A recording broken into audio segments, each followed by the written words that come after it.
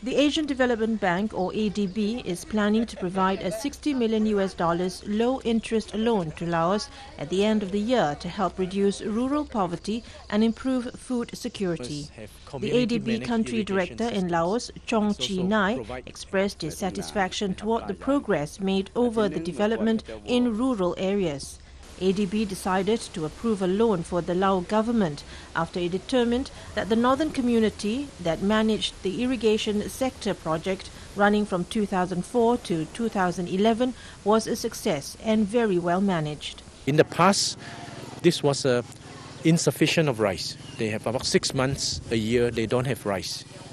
But now with the irrigation project and with the extension services, now this area is self-sufficient in rice. In fact, some farmers are already selling excess rice to the market, and this is very good development. And also they are diversifying the crops. From now we sow tomatoes, sweet corn, cabbages, in addition to rice. And with irrigation, they can get 2 crops of rice per year as well.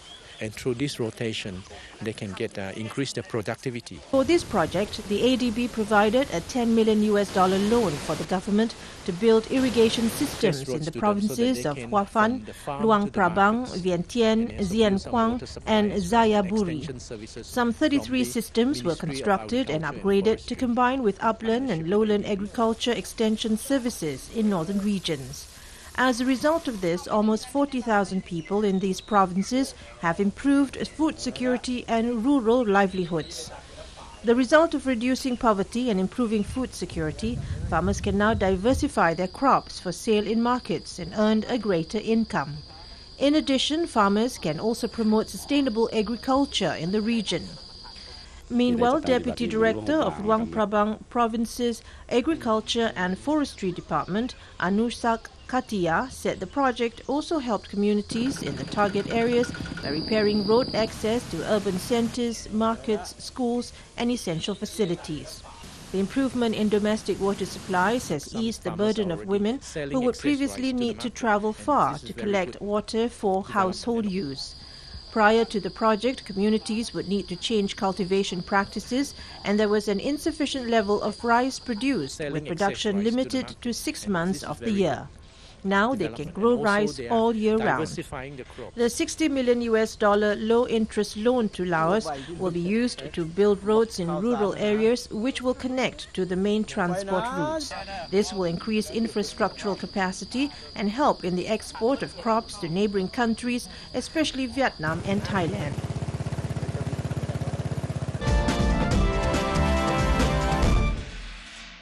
Conservation and ecological experts inspect dugong's natural habitats in Thailand's Trang province in a bid to protect the endangered species. United Nations Environment Programme Secretary General Donna Kwan and U.S. ecologists arrived at Libong Islands in Trang on Monday.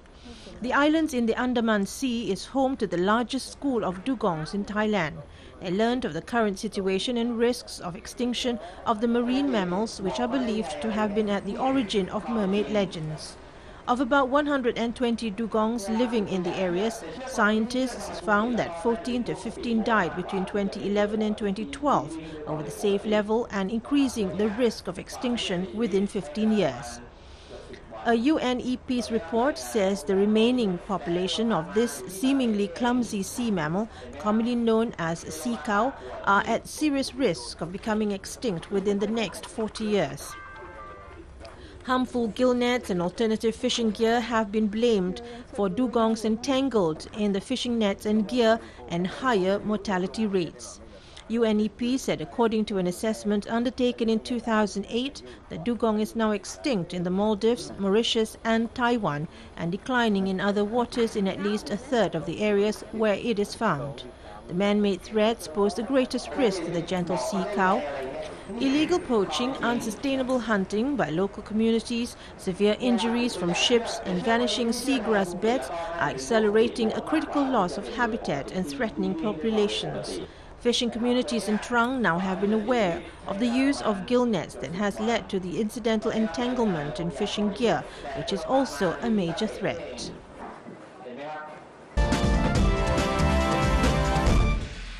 The The world's biggest festival of pet elephants took place in Thailand's northeastern Surin province.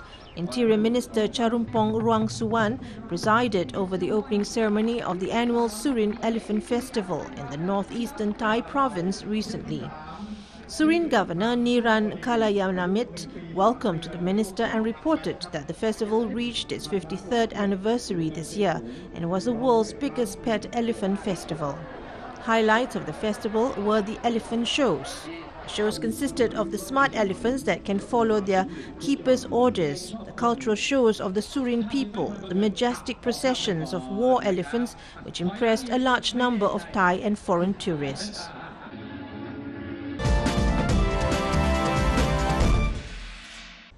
Malaysian Deputy Prime Minister Muhyiddin Mohamad Yassin says ASEAN member states, including Malaysia, have started discussions on the next level of the region's economic integration beyond 2015.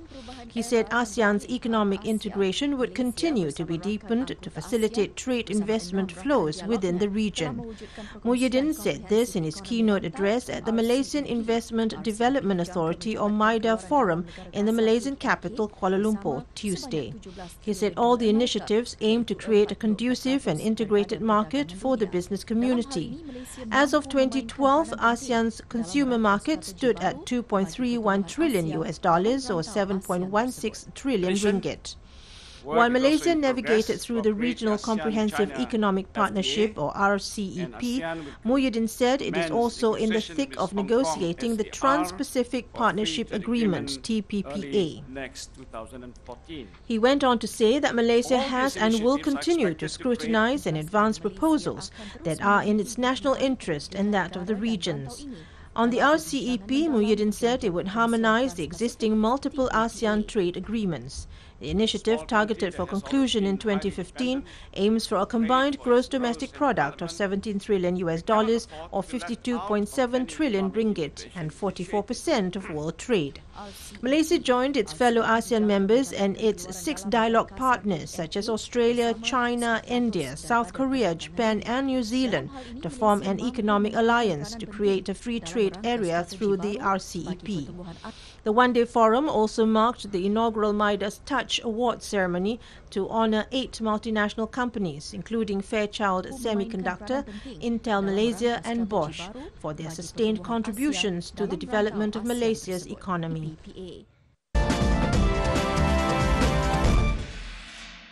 The Textile Museum, located in Kuala Lumpur, showcased the works of British fashion icon Zandra Rhodes. They were presented through special exhibitions themed Lifelong Love with Textile.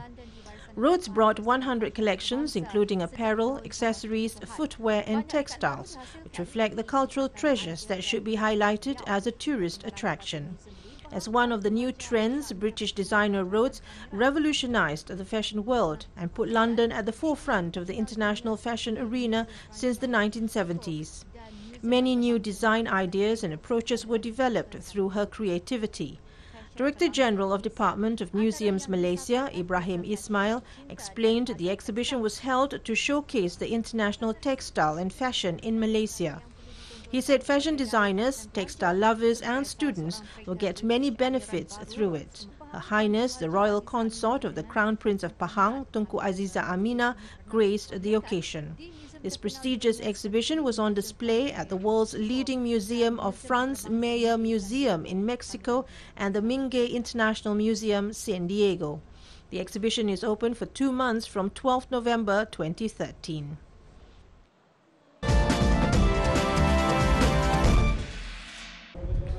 The capital of Brunei, Darussalam, Brunei, Bandar Sri Begawan, resounded with roaring sounds of go-kart engines when the go-kart final was held.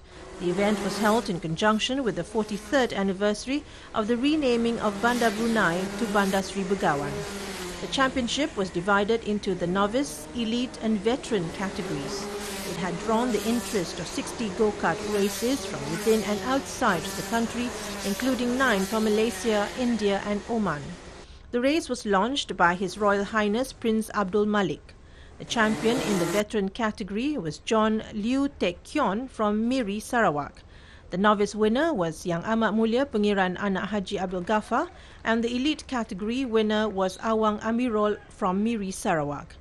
The event was organised by the Bandar Seri Begawan Municipal Department with the cooperation of the Brunei Darussalam Go-Kart Association. Such an event offers the platform for competition with a high degree of sporting spirit, apart from forging understanding and solidarity among the participants.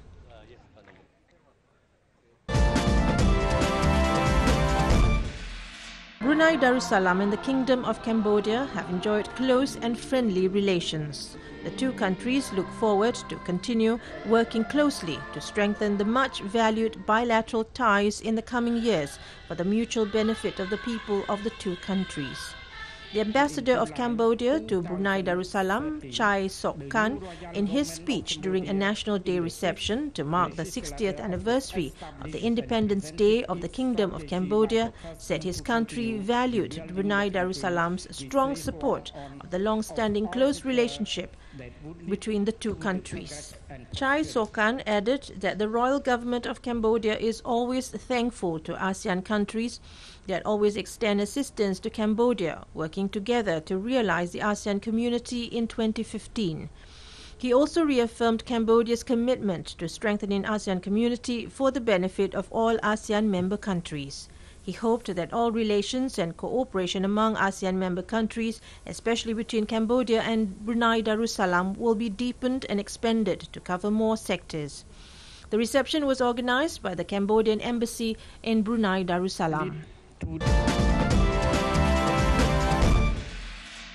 A delegation of the Organization of Islamic Cooperation, or OIC, visited Myanmar recently to avert the never-ending violence in the country against its Muslim minority, in which hundreds of people have been killed. Turkish Foreign Minister Ahmet Davutoglu, who was part of the delegation as well as many other ministers from OIC, said he offered to organize an international meeting that aims to boost a dialogue between the Muslims and the Buddhists. A Myanmar contact group, which consists of Turkey, Indonesia, Djibouti, Malaysia, Egypt and Saudi Arabia, has been established with the initiative of Turkey and the Secretary General of OIC, Ekmeleddin Insanoglu. The group has made its first visit to Myanmar, a predominantly Buddhist population of 60 million. Ahmet Davutoglu said he visited Myanmar in 2012 and observed that human tragedy has only deteriorated since then.